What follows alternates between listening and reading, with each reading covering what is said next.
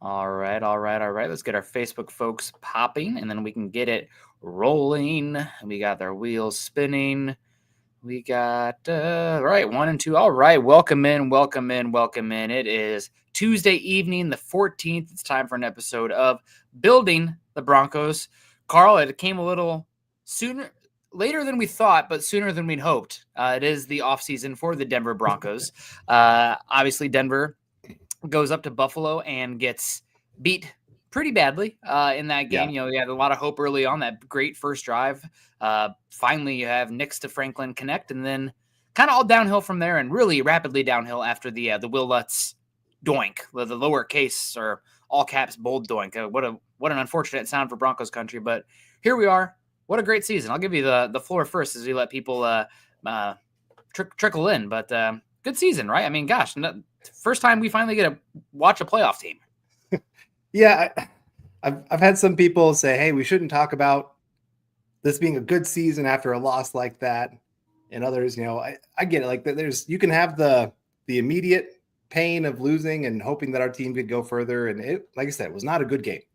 Mm-hmm. Like if this was during the regular season, we'd be sitting there saying, like, what's wrong with this team? And we'll talk more about that as the year goes on. Of okay, where's the holes? What can we do better to close that gap between us and the Buffalo Bills and the Kansas City Chiefs? But in the big picture, you're right. This has been a great season. You've answered a lot of questions that you had going into this year. You figured out that you have more talent on this roster than you realized going into the season. You had a few players that really emerged that you figured out how to use them. I think last year I'm thinking of like a Marvin Mims. We were kind of talking going into this offseason, like, does he even make the roster? And he was struggling at training camp, beginning of the season. We're kind of going, okay, this could be his last year. And then all of a sudden, coaches kind of figure out a couple things and boom, he goes off. And you're going, okay, we got ourselves a weapon that we've not had in a long time. And, Nick Benito becoming the kind of player that he's become. Zach Allen becoming a true star player that should have been a Pro Bowler. But no, you do. You feel so much better about this team moving forward than you did going into this season. And we haven't even talked about Bo Nix and what he showed this year. So I feel really good about this team. I feel good about their opportunities to improve. The nice thing is some of the positions of need, especially to improve the offense, line up well with the draft. Mm-hmm. When I'm talking running back and tight end, we'll get into that conversation today a little bit. We're actually going to talk some draft, man. I'm a little excited about that. And, your free agency, I'm liking some of the defensive positions for free agency. Defensive line looks really good. Interior defensive line. There's quite a few names that you could look at and say, okay, hey, this guy, he can do this, this, and this. You could bring back DJ Jones and feel pretty good about that. He had a really good year compared to what he's shown here in Denver. I'm thinking of like safety position. PJ Locke was not good for the last month of the year. We definitely got to have a conversation about that safety position and what the Broncos need to do to improve that group, because what they showed this year, Jones was good. I'll give him that. Like he's worth his contract right now, but PJ Locke, you got to do something with him. So that's the great thing about building the Broncos. We got a whole offseason to talk about all these things, but it is great to know this team is looking so much better. And talk about looking good. David coming in here with a $5 super chat saying, good evening, Broncos country. I've been sick for the last week. Sorry about that, David. It's that time of year. I had a kid home sick for half the day today. Probably going to be home for a little bit tomorrow.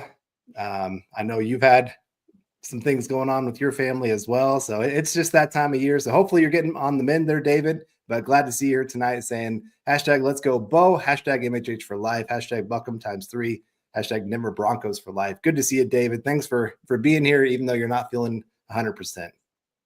Yeah, thank you so much, David. Yeah, shout out to you guys. I was obviously not going to be here last week with the drive back, but I had norovirus, and then my wife and kid had it the next day, and that's not something you want driving across, South Dakota, Wyoming, Montana.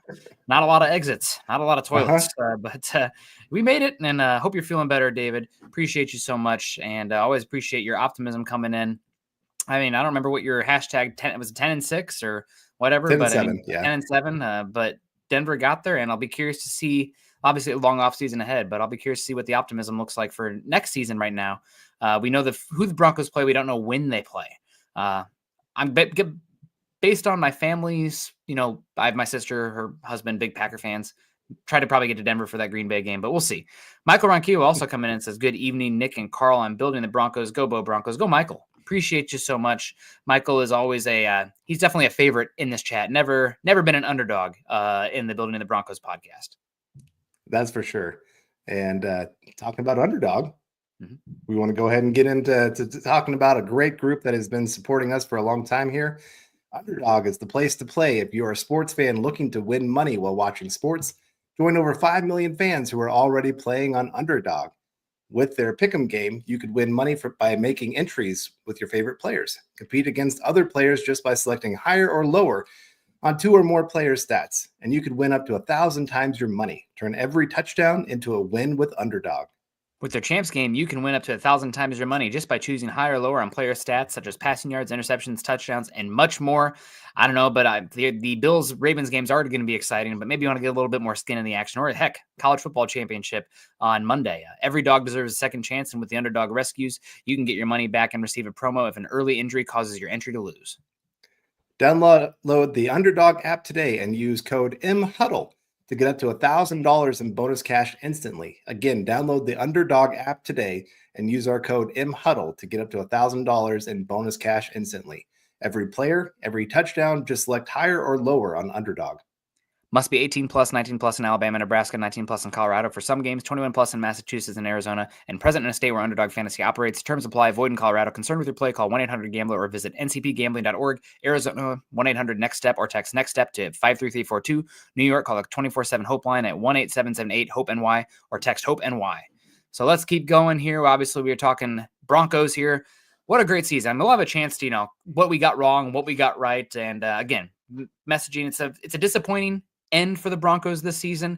At some point, we'll have to have a chance to go through and actually kind of go a little game by game with them, because it felt like this defense, I don't want to call them paper tigers. They were very good. Number 1 in EPA per play this season, number 2 according to DVOA. But when they went up against the Ravens, when they went up against the Bills, horrible. I just heard a stat on the Yahoo recap. This was a 97th percentile EPA per play game against the Bills. So in history, it's one of the, if you played 100 games, it's one of the best 97 games out there, offensive output. I think the Ravens game was 98th percentile. So Denver's defense, very good.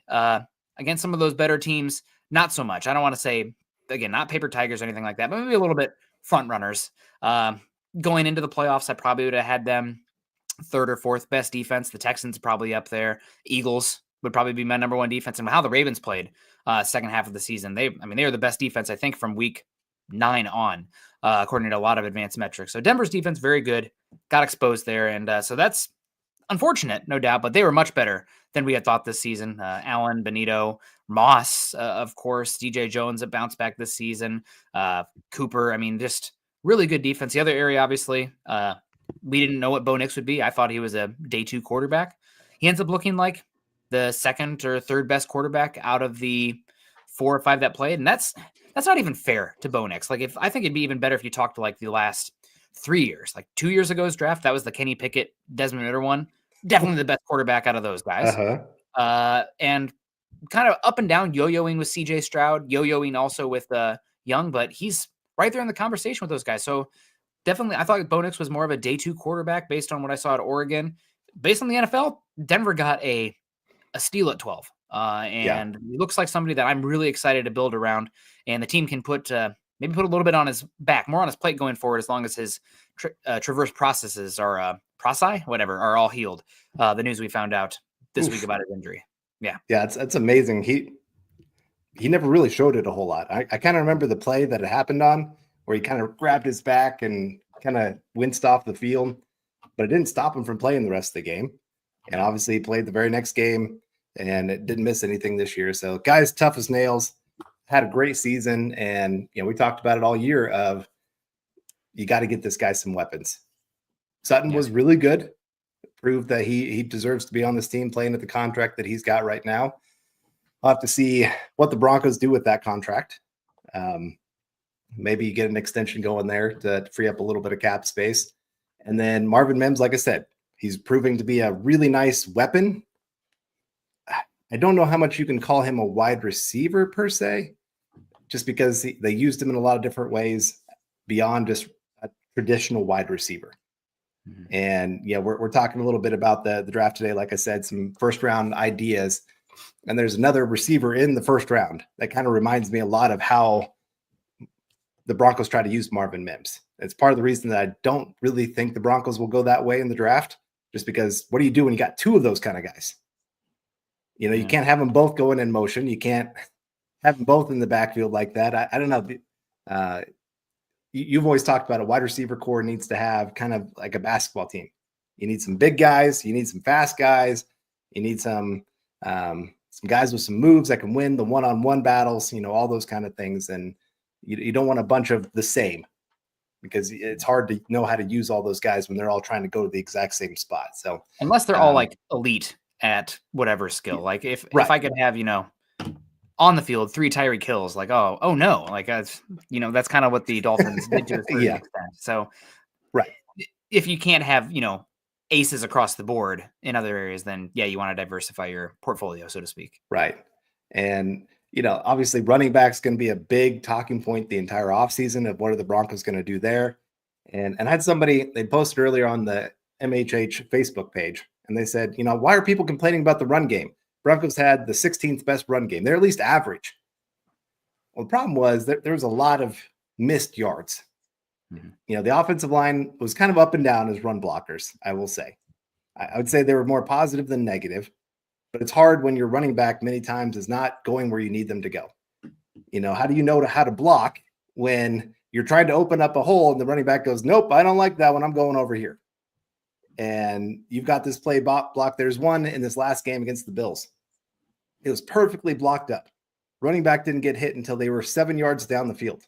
Do you know how many yards the Broncos picked up on that run play? I don't know. Negative. 7 yards. 7? Okay. Yeah, he didn't get anything else beyond what was blocked.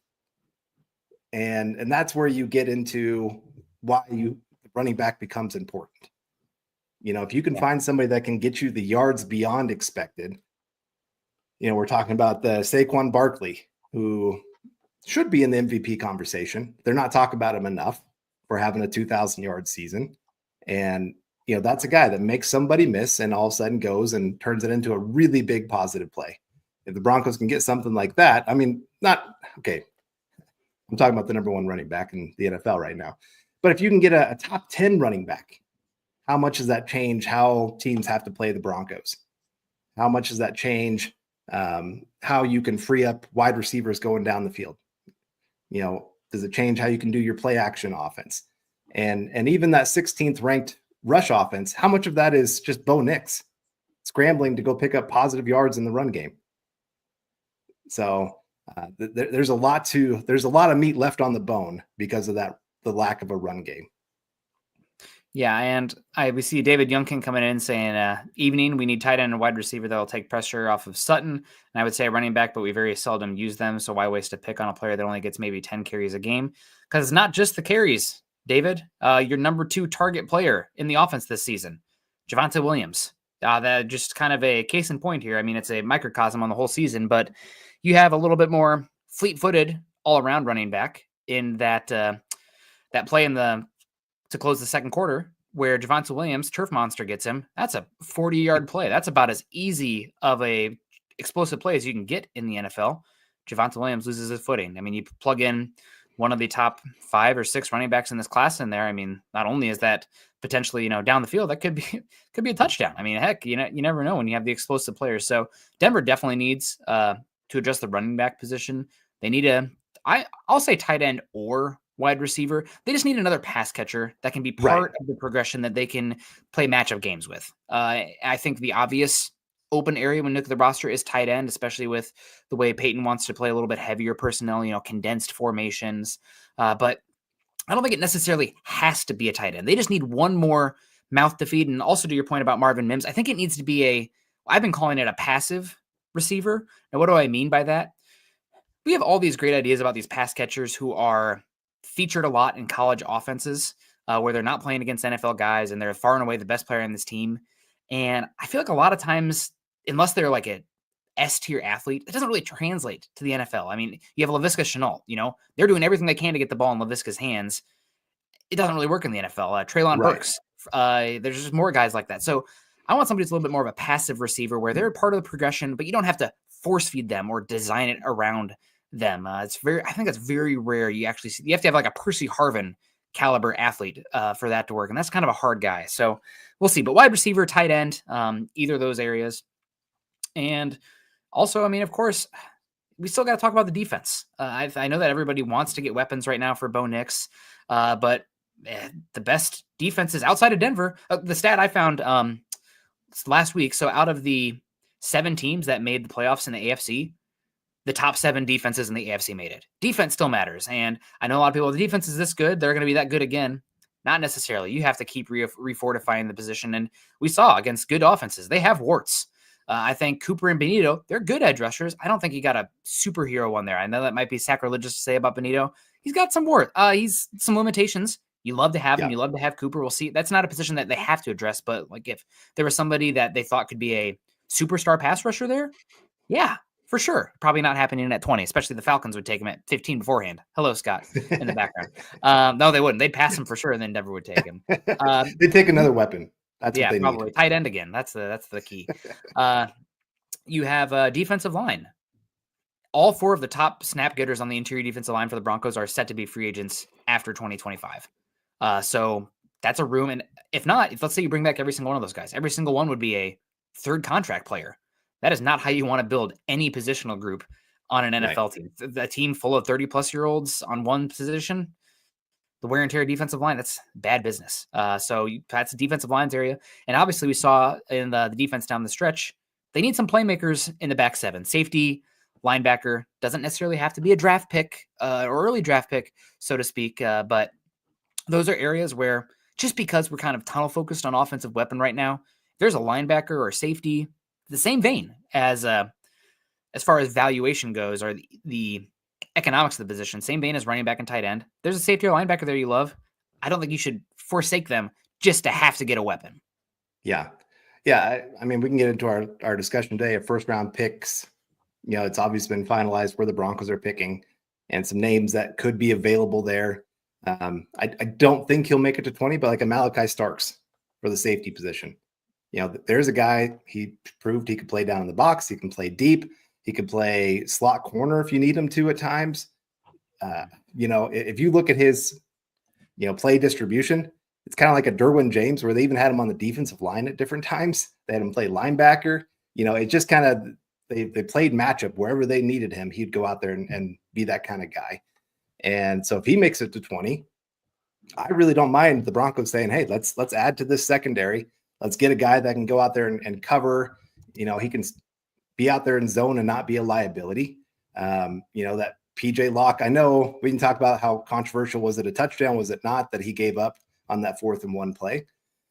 But he kind of slowed down because he kind of thought the play was already over. If he keeps going, there's not even a controversy. It's maybe even a pick, or maybe he's not even throwing to that guy in that moment. And that could really have changed that entire game, because was it still a 1-score game at that point, or was it 2, or was it 4, like 21-7? I think that made it. I think that was the 3rd touchdown.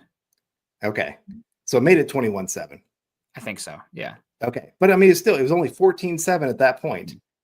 4th and 1, you stop him. You've got the ball. You can go down and score and tie this game. Instead, it turns the other way. And PJ Locke, that was a horrible game for him. Yeah. Really, the entire month of December and January, not good for him when we're looking at who's going to be here for next year, who's not. I'm not saying he's going to get cut. I'm not saying I don't know how the Broncos are going to treat that, but he did not help his cause by how he's been playing. He's looked a little bit lost. He's not been very good at tackling. He's been out of position on a lot of different plays. And so adding to that safety group, and like I said, Malachi Starks, he's one of those guys. He's very versatile. Even if you keep PJ Locke, you can still do a lot of things with Malachi Starks while he waits to take over that position for the next year, kind of thing. So you're right. I don't think you can ignore the defense. There's going to be some defensive line guys I'm sure we're going to talk about a little bit today Just to get you guys some names of some guys that might be available there around pick 20, that could be a huge help. There's going to be one playing in the national championship for OSU that I think we both really like. That'd be a monster in the middle of that defense that maybe isn't getting pushed back 7 yards like the Buffalo Bills were able to do. That manhandle some of those guys. So the defense definitely needs some work. They were good. I wouldn't call them a great. I mean, it's hard to say because they were very good. They were not great to elite, and defense is volatile year to year, and there's no guarantee they're going to be as good next season, especially if you're not fortifying and adding logs to the fire, so to speak. Right. So now, that being said, I am very much leaning towards an offensive weapon with how it sets up for the Broncos, just to give Bo Nix, again, some easier options in the pass game, rather than it just be Sutton and Mims and question mark. But I don't think you can be so laser focused that you completely count out players that you might value or grade higher on the other side of the ball. There's free agency. There's 6 other rounds. It doesn't just have to be pick 20. If we don't go tight end, the offense is sunk. Well, if you put yourself in a situation where if you don't go a specific player at 20, your team is sunk, you're already sunk anyway. You know, the water's up to your neck. Oh, we have to take this guy. No. So that's just not good process, especially when you're picking 20. There's so much that can happen before you. You don't have control of how the board falls or how other teams value guys or jump in front of you. So got to be flexible, got to be open-minded. I do think, though, we have to talk about the offensive weapons. I think right now the favorite for Broncos country for pick 20 overall is Penn State tight end Tyler Warren, 6'6", 260 pounds. I mean, if you watch any of the college football playoffs, he's a lot of fun to watch. Now, he's kind of an interesting player because he's a huge profile. They scheme him a lot of touches. They try to figure out how to get the ball in his hands. I don't think he's an overly explosive athlete off the line of scrimmage, but he's so big. He's physical. I wish he was a little bit better of a blocker. He's a little feast or famine there. There's highlights and lowlights as a blocker. But at the catch point, after the catch, he's a very physical player who brings a tenacity to the game that I think is a first-round tight end. Now, I've seen people talk about him in like the same vein as like Brock Bowers. Very different players. Brock Bowers is like 6'3", 230 and could play boundary wide receiver the way he moves, where that's not Tyler Warren's game at all. I think Tyler Warren's a lot more similar to a TJ Hawkinson or a Tyler Eifert type, where there's not the same level of fluidity and twitch, but there's a little bit of Frankenstein mauling to him that I do like a lot. And there's a lot of upside for the blocking. So Tyler Warren, I think right now is Broncos country's favorite. I'm always a little bit hesitant about the round one usage on tight end. I mean, the last 10 years, Bowers might literally be the only tight end taken in the first round in a decade that has lived up to the draft slot. And that's granted, the sample size is not large because even though it's 10 years, it's not a lot of tight ends going in the first round. But he's definitely somebody that Broncos country is pretty infatuated with right now. Yeah, I mean, I would say for rookie season, you're right. If we're taking tight end, I think you have to temper expectations of what they're really going to bring to this offense. They're going to help, but to expect a Brock Bowers kind of season, that was a top 10 tight end season possibly ever with some of the numbers that he just put up. I mean, he broke like all-time tight end records, not just rookie records for tight ends. Yep. And Warren, you're right. I think there's some limitations there because of the lack of that explosiveness for him to get open. And I do worry a little bit, just like I talked about earlier. If you already got one wide receiver that you have, or one weapon that you have to scheme touches for, are you going to try to do the same thing with Warren? Trying to get him some of those kind of plays? Or would it be better to try to find a more traditional tight end that, as you said earlier, can be that passive where it's just more they're in the 1, 2, 3, they're number 3. Oh, they're open. Here we go. He's good to go. Yeah. And he can do those kind of things. You know, a Colston Loveland. This is going to be a big debate. I'm sure that we're going to have many times throughout this offseason of which one should the Broncos go after. I know some people are already saying, you know, Loveland or Warren's not even going to be there at 20. It's possible. We'll have to see how he tests. We're 100 days from the draft. We don't have the data yet. I mean, tight end is one of the positions that the athletic testing is so important for. If Warren goes out there and runs a 4.6, he's going to be there. He'll be there. So it's too far to say. Who knows? Right. But But like I said, Loveland, he's come from a more traditional offense there with Michigan. He's big. He's got some pretty decent athleticism. He's smooth. I think he'd be a really nice addition, and I think he'd be a day one impact guy. I mean, not a all-star, all-pro kind of tight end, but I think he'd be a really nice piece to add to this offense. I've said already, and understand opinions are going to change. I'm sure somebody's going to go back and like mark this and say, hey, you said Colston Loveland's your number one tight end. It could change. Like I said, we get to the athletic testing. We can watch more of the games, find something that we like a little bit more, all those kind of things. Who the Broncos add in free agency could change how you view what kind of player you should go after, all those kind of things. But I love Loveland. I think he's a really nice piece that just understands the game well. He understands zone coverage well, which is something you don't always see at the college level. He's not running himself into coverage. He's understanding, okay, I got to sit here in between these two guys. That's a very underrated quality for a player. It shows their football intelligence when they can understand how zone coverage works. Yeah. There's just so many guys that they're great athletes. But like I said, they just run themselves straight into coverage. They've got one gear. And I think one of the things that makes Tyreek Hill, like he is super athletic, but what makes him a truly Hall of Fame level wide receiver is he understands he can go first, second, third gear, depending on how a team's trying to play him to get himself open. He's also got underrated play strength. He's built a little bit like a running back, which that helps.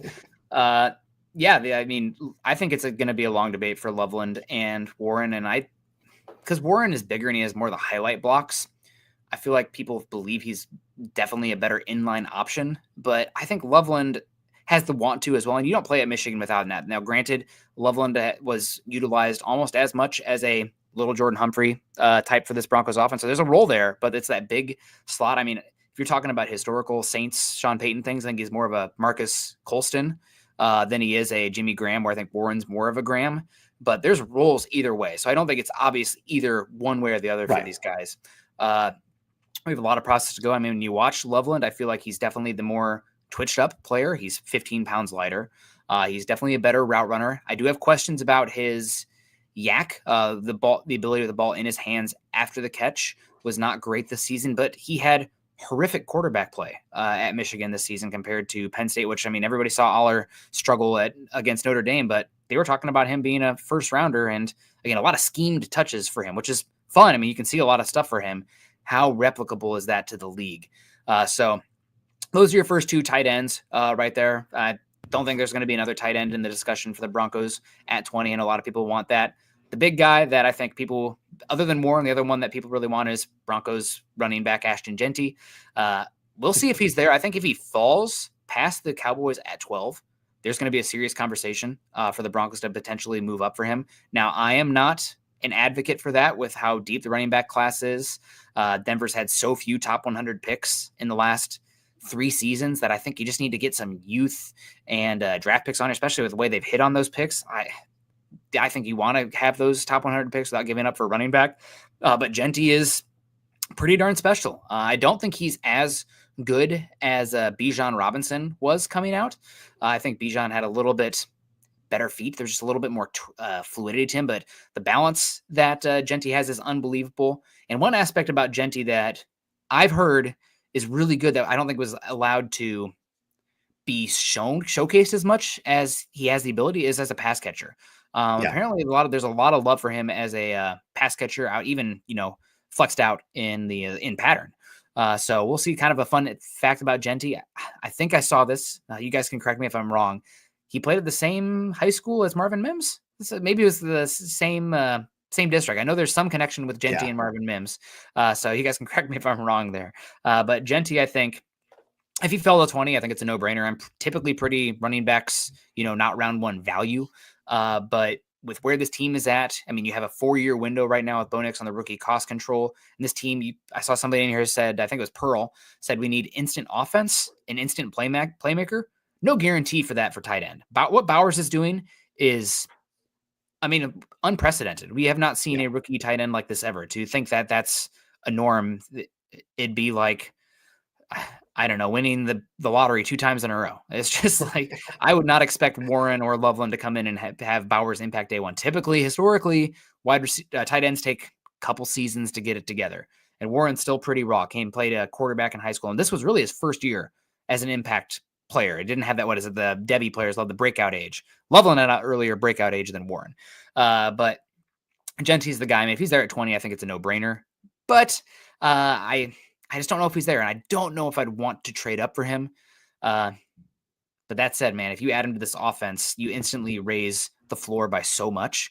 Those we talked about earlier, that dump down to, or that, what was it, an angle route to Javonte Williams, that's a chance for a touchdown. Play action becomes much more explosive. Just like the checkdowns, I mean, just the options there. So Genty would be incredible, but I just have a hard time thinking he'll fall to 20. I have a hard time advocating for a trade up for a running back when you need young playmakers and cost control guys. Yeah, I can definitely see him being a player that Sean Payton falls in love with. You know, he's just, like you said, he's got that all around game. There were a couple catches this year where he was, like I said, put out there in the slot spot, running a crossing route or something like that, hit great hands right there. Not waiting for the ball to get into his body.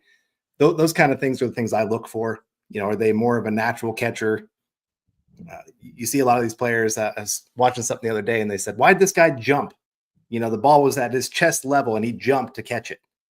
Well, it's somebody that's not seeing the ball well. It's somebody that doesn't trust their hands to catch it right there. So they want it to hit off their body, and they can kind of trap it in. He doesn't do that. So I think he could be a bigger pass catcher in the NFL than he ever was in the college game. And I think some of that might have been, we're already using him a lot in the run game. Do we want to keep adding more and more touches to him in the pass game as well? That could have been a little bit of it for him. But no, he'd be a great player. I know David talked earlier about, well, we don't even use the running back. Well, if you get a really high quality running back, I promise Sean Payton's going to go use that guy. He loves running backs. Yeah. When he was with the Saints, like, he wanted, of all the top offensive play callers in the league, I always felt like he was the one that was most dedicated to the run game. Andy Reid can get away from it because he loves to show his creativity in the pass game. Sean McVay can get away from it at times. Kyle Shanahan, I guess I probably should say him just because can I add to this real quick? I don't think, I'm going to jump springboard off you here on this one, but it's not just the commitment to the run game. It's commitment to the running back because of how much he utilizes the running back in the pass game, right? Like, you haven't always seen that from the wide zone kind of guys, the Shanahan tree, the McVays. But it's not just the running game. It's the extension of the running game with the screen game or the dump offs. I mean, just how much they're utilizing the backs as a pass catching weapon to have high completion percentage plays. Can't go broke going to profit, but having a chance for them to become explosive plays. So it's multiple running backs at that as well. So it's a good class to can potentially take multiple. And with where the Broncos are at right now at running back, I wouldn't be against them. I mean, Estime, inactive against the Bills. McLaughlin, I think 2 carries for -2 yards against the Bills. Javonte Williams gone. I mean, I'm going into this like we have guys here, but that's about it. It'd be nice if we got anything from them, but if they added 2 backs that were their 1 and 2 next season, I'd have no issue with that in this class. Right. Yeah, I'm with you. And Cody W is saying you absolutely have to have a running back for them to respect it, or they'll just call the bluff and play for the pass. Yeah, you're right. Think about Super Bowl 48. I know not many people want to think about that against the Seahawks. They did not respect the run game at all. Mm-hmm. They dared the Broncos to run in that game, and the Broncos couldn't do it. Yeah. And I remember afterwards, like Adam Gase talked about that. He goes, I should have ran the ball more. Well, even when you did run the ball, like you couldn't quite do it as much as you wanted. Just that's how little they respected it. They knew they could stop it with 6 guys in the box and devote everybody else back to stopping all the pass catchers. And so for the Broncos, if you add that running back, that does cause the teams to have to respect that, whether it is in the run or pass, because if it's the short passing game, like, you have to keep guys up. And then you've got, I like against the Bills there, where you've got some speed guys that can win over the top. And obviously Bo Nix is not afraid to throw that ball. You get those one-on-one opportunities that you get those big plays back into this offense at a greater rate than we had this year. And like you said earlier, the pass to Javonte, maybe it's not just a 7-yard gain, it turns into a 40-yard gain because that running back can do something with the ball in their hands. So it changes everything of how the entire offense functions when you have a running back that you can trust in both the run and the pass game. And Sean Payton, he has shown, like Kamara, he loved having that running back. That was amazing for him. His very first draft pick, Reggie Bush, he loved him because that guy could impact so many areas of the game.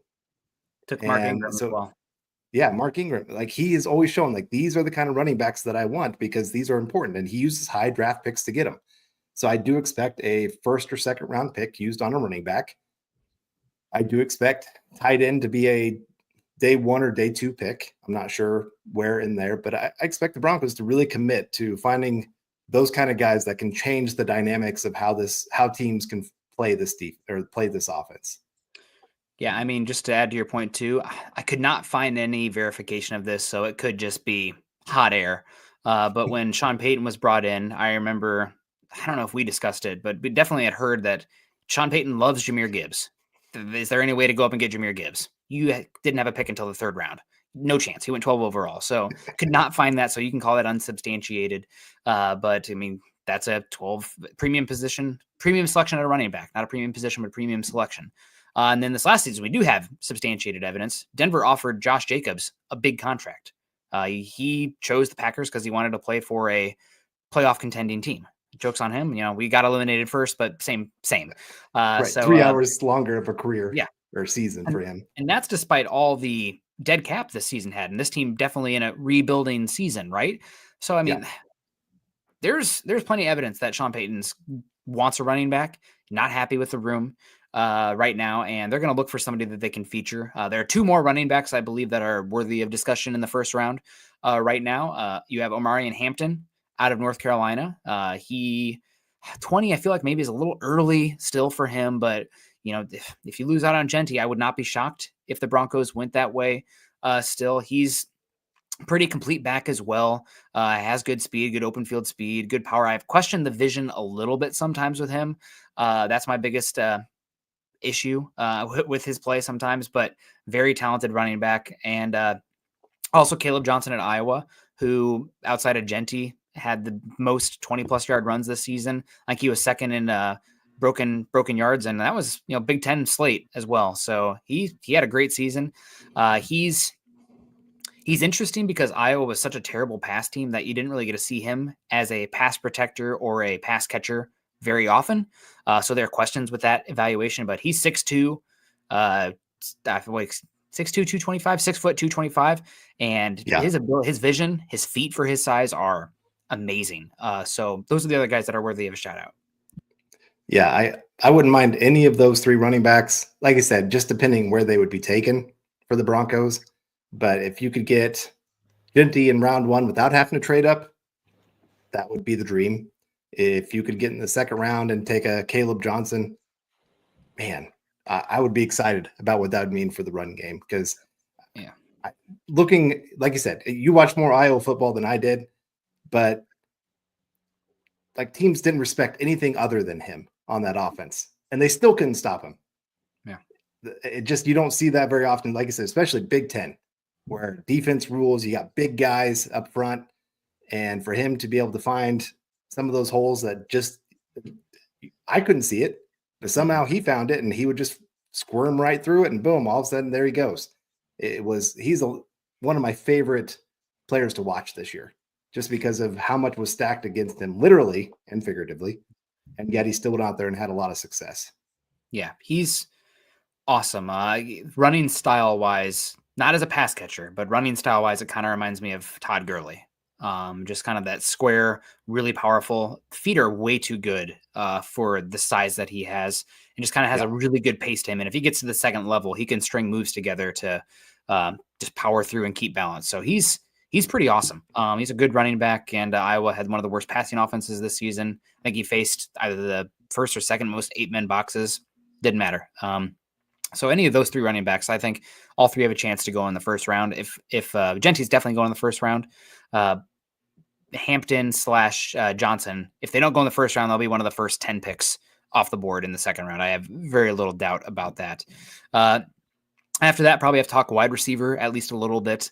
I know that Marcus Golden declared today from Texas. He's one that has not been as high on draft boards, but I think 2-3 weeks from now, he's going to be in a lot of first-round mocks. Really came on strong for Texas, close. Teteroa McMillan from Arizona. I know he's been in the top 10 for a lot of people, but I think there's a chance he falls to the 12 to 20 range all the same. I don't think he's going to test amazing, but he is really interesting. You talk about a big slot guy, kind of guy. Reminds me a lot of Drake London in that way, with a little bit bigger catch radius, maybe not quite as physical as London, but that kind of guy. You also have Luther Burden, who was awesome 2 years ago, not as good this season. Very dynamic jitterbug player, former 4 or 5-star wide receiver out of St. Louis, goes to Mizzou. And Emeka Egbuka, I think, also deserves a shout out. Of course, Ohio State. He's been the second fiddle, whether it had been for Marvin Harrison Jr. or Jeremiah Smith now as well. But he's 1,000-yard seasons over and over again. Does the slot well. And one thing I love about him is that kid's dialed in. One thing I really dislike about Burden is that he doesn't really play with much interest as a blocker a lot of times if the ball's not going to him. And I think he's improved there a little bit, but it's not always consistent. Egbuka blocks his butt off. If he's not part of the progression, he's still going to run the route the exact same or anything. So very a selfless player, I would say, as well for Egbuka. Maybe not the most overall explosive player, and the B's across the board.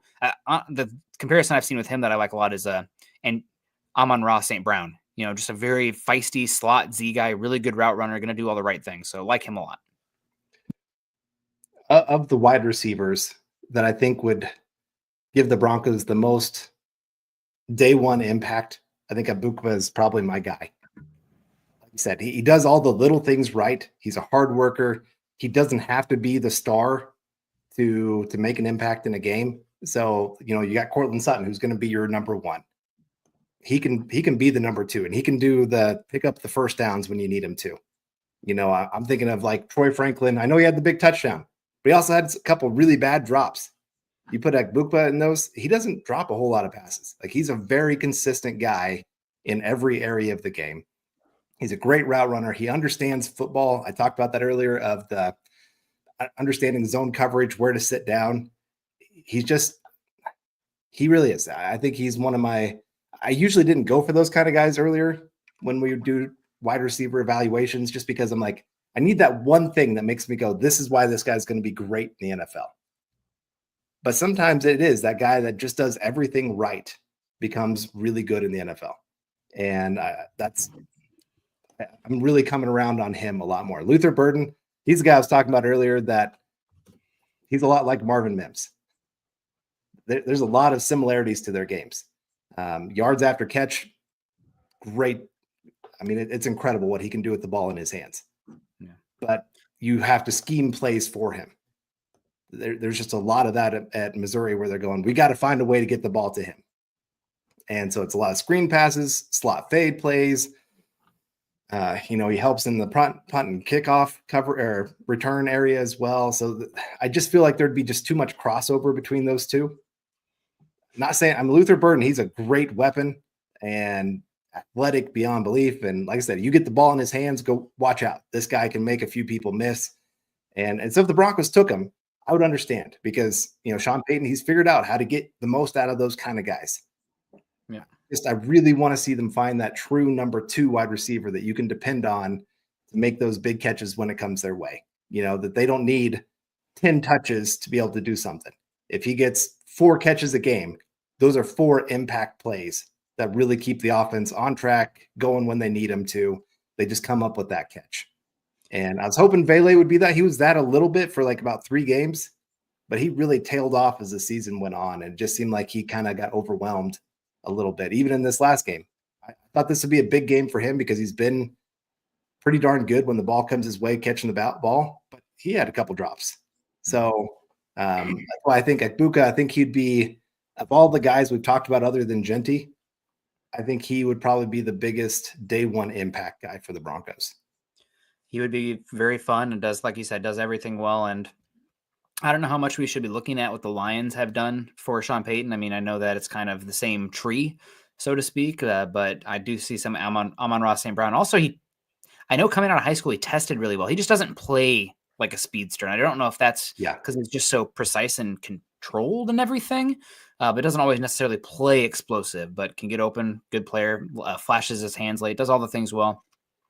I will be curious to see how the draft process goes. He might be well gone before Denver picks, but I do think maybe we haven't thought about it just because he's been projected to be gone, but McMillan would be very interesting in Denver as well. I know you talk about not overlapping skill sets too much. I say that as well, but as that big slot role, I mean, with what we saw from Little Jordan Humphrey, we know that Denver multiple times have tried to get Alan Lazard as well. So McMillan as a big slot type where you can essentially, you're in 11 personnel, but it's quasi 12 personnel because that slot player is such a good blocker that you can function as essentially a tight end. So I think he'll be gone by the time Denver picks, but McMillan would be fascinating as well for Denver.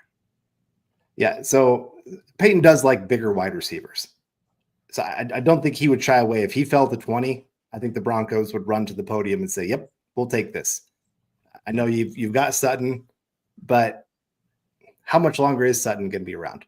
Maybe a couple more years tops, I would say. He's getting up there a little bit in age.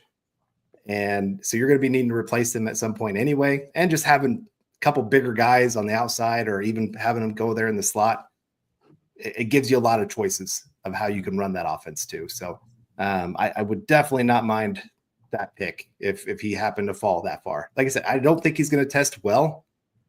I don't think he's going to be bad, but I don't think he's going to be the greatest tester. So you could see him start to fall down the board a little bit if some of these other guys surprise people with their tests. So another dark horse here, Alec Ayomanor from Stanford. Also another kind of big slot, I think, body type, could do some X stuff. Very smart player. And we'll keep an eye on. Denver's picking 20. It's different. We're in such a different conversation now because this is a class where there's going to be less first round picks. So boards from pick 14 through 50 are going to be very jumbled, I think. And we'll hopefully start to have a little bit of some clarity. Senior Bowl, Shrine Bowl, Combine. But Ayomanor is another one. I think dark horse for the Broncos at 20. We'll see. But yeah, no, he plays very physical and one of the better blocking wide receivers in this class. So moving forward, I know we don't got too long left, but we did have to shout out at least some defensive guys, Carl, that are at least an option. I'm very much typically a round one is for premium positions because you have a much more floor of palatable outcomes. Like let's say you take a center at pick 20 or a tight end at pick 20 or a safety at pick 20.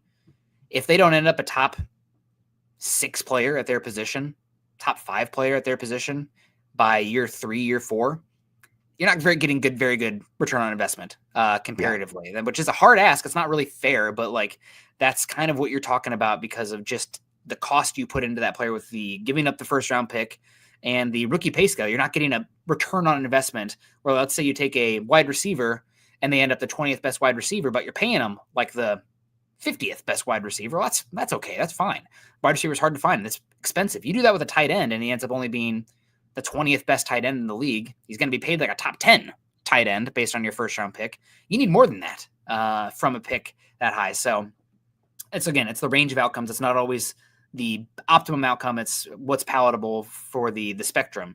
But moving forward, I think bringing that full circle, the other premium position outside of wide receiver that the Broncos, I think, line up for their needs is interior defensive line. DJ Jones is set to free agency. Zach Allen's a free agent after next year. Roach is a free agent after next year. Jackson was horrible in the Bills game. He's somebody that I'm looking to probably get some competition in there. He was not very good this season. He's a 5th guy. It's fine until he's not the 5th guy anymore. Right. And then I'm forgetting John Franklin Myers. Great. One of the most underrated pickups of the season for the Broncos. He did a great job.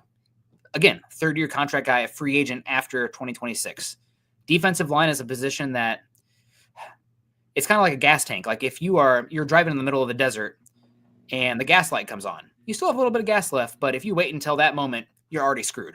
That's kind of how I feel about the defensive line as well. You cannot wait until it's already a problem. So defensive line is a low-key need. I've been kind of screaming that for a bit now. guys who make sense there for the Broncos. I think we can say Mason Graham from Michigan will be gone. Right. But yeah, Kenneth Grant from Michigan is an option. Tyleik Williams from Ohio State. Derek Harmon from Oregon via Michigan State. And I'm forgetting somebody. Oh, Walter Nolan from Ole Miss, who I think is going to be at the Senior Bowl. I think he's going to have a good time at the Senior Bowl, and I think he's going to rocket himself up into the top 10, top 12. But Walter Nolan as well. So those are the interior defensive linemen. Off the top of my head, I guess we could also give a shout out to Shamar Stewart, who's a little bit inside-outside, 6'6", 290. He might be a guy who works that 4-eye spot for the Broncos rather than edge. But interior defensive line has to be discussed for the Broncos with where they're at right now. Oh, for sure. Like I said, you got to start planning for the future. The draft, you're not always drafting for what you need now. You're hoping free agency can take care of most of those needs for you.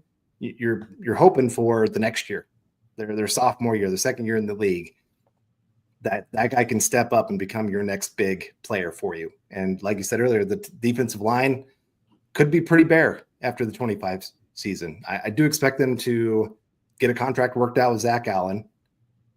DJ Jones wants to come back. I kind of expect they're going to figure out something to get him at least on a 1-year deal, maybe not much more than that, which again, it still leave a need there for the next season. But you need some better depth there. You need some better guys for the rotation. I don't expect Zach Allen to play as many snaps next year. So getting a guy that can come in and be an impact guy for you would be huge. And talking about huge here, we got Michael Ronquillo coming in again saying, great show tonight, Nick and Carl, on building the Broncos. Go, Bo Broncos. Thank you very much there, Michael. Always good to see you. And thanks for sticking with us all these years and through good and bad. So appreciate that. But yeah, adding another player to this group, Kenneth Grant, as you mentioned, big guy for the interior. Tyleik Williams having maybe the best postseason of any defender in college football right now. I mean, the only other argument is probably Caleb Downs, but he's a year away still. That's the sophomore safety for Ohio State, who was one of the number one defensive recruits in football. But Williams, I mean, he's been on a tear, just absolutely wrecking game plans with what he's doing on the interior there. And Walter Nolan, like I said, I think he's going to be a name more and more people are talking about as we go through the process. So some decent names. It's a pretty good defensive line class. And I think the Broncos would be doing themselves a disservice if they didn't take a hard look at this and say, hey, this is worth the first round pick for us. Yeah. It's the draft is meant to be holistic approach. You can't, unless it's quarterback, that's a different conversation, but you have quarterback answered. So now it needs to be a little bit more of a holistic approach. I did want to give out a shout out to a few more guys. I don't know, team building wise, the Broncos are in a spot right now to utilize a first round pick on cornerback or edge. So I'm going to leave those guys in a box for now. I mean, 2026 draft, we'll see how Moss plays. We'll see how Benito, what happens with his contract and Ellis and all that, or if Cooper lives up to it. But I don't think cornerback or edge is the spot for the Broncos this season. Never say never, famous last words. But I think you do have to at least give a shout out to linebacker and safety. We already talked about Malachi Starks, the Georgia running mate, Jalen Walker. He's a little bit of a hybrid edge / linebacker, but man, he is super explosive, tenacious, versatile piece up front. We'll see what happens with Jihad Campbell out of Alabama, linebacker as well. I'm not typically a linebacker round one guy, but I'm also not a tight end or running back round one guy. You have a little bit of a luxury right now if you're looking at the non-premium positions. And then one guy, I like him a lot. I feel like he hasn't been talked about so much as a first round player, but I think Nick Emanawari from South Carolina is an interesting piece who, if he tests well, he could work his way up there. He's 6'3", 230 pounds, and he moves very well for that South Carolina Gamecocks defense as well. So kind of a dark horse there. I just think he's at least worth a shout out because linebacker and safety are our needs for the Broncos, no doubt. And we have a long way to go. 100 days from today, Carl, the NFL draft. Whoa. A long way Got to go. The countdown. I know, right? Long way to go. So do you have a singular favorite right now for the Broncos at pick 20? I think it'd be Egbuka. Egbuka? Yeah. I know everybody's talking tight end. Like you said, Tyler Warren's probably been the number one talked about player for the Broncos there at pick 20. But I think wide receiver, you see a lot more early returns for the position and how they can impact the game. And I feel like he's one of those guys that just understands the game so well he's mature beyond his years. Mm-hmm. And I just think he would hit the ground running and would be a favorite of Bo Nix, a guy that he knows he can go out there and trust to be in the right place, right time.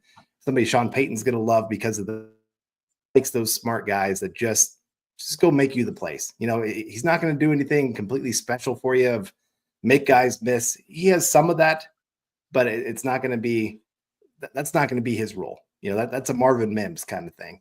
And so I wouldn't jump out of my seat, but I'd be like, Broncos got somebody. Yeah. And I'm going to feel much better about the offense because he's in it right now as that number 2 wide receiver. Yeah, he's really high floor. I don't know. I keep oscillating. I mean, I'm a defensive line guy at heart. So like Tyreek Williams, sledgehammer hands, Walter Nolan's explosiveness. I would love to have Genty on this team though, man. Even if it took I hate trading up for a running back, but let's say you only go from 20 to 17 and it costs you like a future third. Yeah. I don't know what it would cost, but okay, sure. Deep class, but like Genty's pretty well-rounded, and I think that would help a lot. So we'll see what happens. But I appreciate everyone coming in, all the star givers today. I saw we had Michael come back in. So it's a great show tonight. Nick and Carl, we appreciate you. David, also early on. You guys are great. Shout out to Underdog Fantasy. Make sure you use our guys' code MHuddle. I see Todd saying, who do you like for wide receiver in the class? Got to tune back earlier. We talked a lot about wide receiver. I think we talked about wide receiver more than any position, but not as much time as we went in depth with the tight ends. But it's going to be a fun time. Denver officially picking 20 overall, and we have a long way to go until then. So my advice, it's kind of like, maybe if you had a child, right, and they have like a high school sweetheart in a small town, it's like, okay, it's great. It's a big world out there though. Maybe, just keep your mind open on that whole front. So says the guy who married his high school sweetheart. But it's that kind of thing. So long way to go. Don't have your hopes and dreams all in one guy. Just be flexible and be open. And it's going to be a lot of fun to see what happens. Appreciate everyone coming in. Make sure you're following Carl and I on Twitter. Carl's at Carl Dumler, MHH. I'm at Nick Kendell, MHH. Also follow us at Mile High Huddle. If you haven't done so yet, we're over at facebook.com/Mile High Huddle and facebook.com/Mile High Huddle pod. Make sure you follow us there. And as that ticker says there underneath, please subscribe and like and share over on YouTube. Seasons ended, didn't end like we hoped, but they got a lot farther and a lot better and ahead of schedule compared to what we thought. And the fun's really getting started. We're going to have a lot of time to discuss hypotheticals with you guys and get into the draft, get in the offseason. I mean, the Senior Bowl is going to be one of the best Senior Bowls ever. So really excited about that. Pretty jealous of Scott and Chad heading down there to do that. It should be pretty phenomenal. Hopefully they can get their eyes on some guys. The trench battles especially are going to be great. So a lot of fun. Any final thoughts, Carl? No, like I said, I'm excited to watch all those videos that Scott gets out from the Senior Bowl. And it's nice. I was just thinking about this. This will be that first time that we get to talk about like building the Broncos, and it's not building the quarterback. Yeah. That we get to talk about what it takes to build around the quarterback. And that'll be a lot of fun discussion because of that. I'm also just a kind of low key. So the quarterback's obviously the one, but like very thankful also we don't have to be talking offensive tackle. Not a very good offensive tackle class. Don't really love any of the options there. And Denver's locked up there for a little bit. Now, offensive line depth, absolutely. God bless. We should talk about that at some point. But McGlinchey and Bowles feel pretty good the next 2+ seasons there. So have a little bit of a window there, of course, and have also Quinn Minor. So, I mean, we'll see. Powers, good, better season than last season. And Wattenberg, he's here. Rookie contract, cheap. You can't have 5 high-paid guys, I think, across the offensive line. So we do need a center, but also it'd be nice if we upgraded. I hate to say this because he's a fan favorite, like Jaquan McMillan. He's here, he's cheap, and it's fine. Teams are like that. You need some guys like that. That's okay. But appreciate everyone. We're gonna get on out of here. I'll see you guys again tomorrow morning. Maybe we'll even run a mock. I don't know. We'll see. But have a good one. Continue to choose kindness, compassion. Go Broncos.